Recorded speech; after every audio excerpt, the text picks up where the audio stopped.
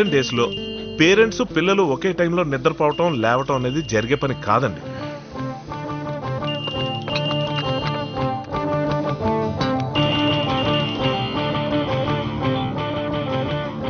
Hello, good morning నానా.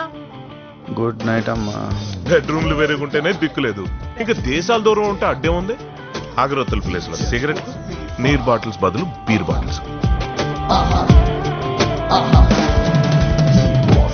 Freedom అంటే పడి చచ్చిపోయి పిల్లలు పేరెంట్స్ తో పగలకి రాత్రికి ఉన్నంత డిస్టెన్స్ మెయింటైన్ చేస్తూ ఉంటారు. పేరెంట్స్ ఇండియాలో ఉంటే ఫ్రీడమ్ కోసం ఫారెన్ వెళ్ళాలి, మరి పేరెంట్స్ ఫారెన్ లో ఉంటే ఏమండి కాఫీ? అమ్మా, ఐ మిస్సింగ్ అమ్మమ్మ. నాకు అమ్మమ్మని చూడాలని ఉంది. అమ్మమ్మ లాస్ట్ ఇయర్ చనిపోయింది కదరా? అంటే ఐ మీన్ నానమ్మ. నీ నానమ్మ నా చిన్నప్పుడే చనిపోయిందిరా.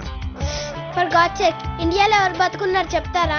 ఫారిన్ వచ్చేయకుండా ఇండియాలోనే ఉండిపోయిన మన బంధువు అంటే ఒక భారతమాతనే ఉందిరా. ఓ, I miss Bharat Mata. I love India. I want to live in India.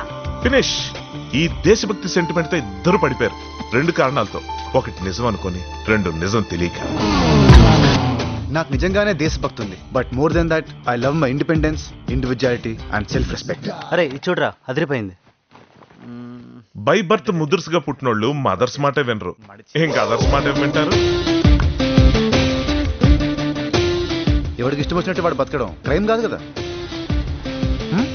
ఇలాంటి థీరీలు మినిట్ కు 30 చెప్తాడు, కానీ ప్రాక్టికల్స్ కి వచ్చేసరికి అందరూ ఈడు మాట వినాల్సిందే. కార్తీక్ చూడు, డాడీ నీ కోసం ఏం తీసుకొచ్చారు?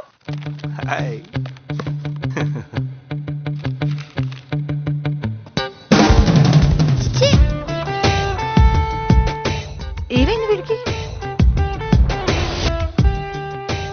కార్ అంటే ఇది. నేను తెచ్చింది కూడా అదే కదరా.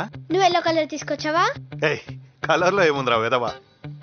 మరి నువ్వెందుకు జుట్టుకు కలర్ వేసుకుంటున్నావు? దెబ్బకి ఎదవెవడో చాలా క్లియర్ గా అర్థమైపోయింది వాళ్ళ ఫాదర్ కి. ఇంకా వాడిని తట్టుకోవడం ఆయన వల్ల కాదని అర్థమైంది. ఒక ఏజ్ వచ్చాక వాడిని ఇండియాకి పార్సల్ చేసాడు. ఆ విధంగా కార్తిక్ కి ఫైట్ చేయకుండానే ఫ్రీడమ్ వచ్చేసింది.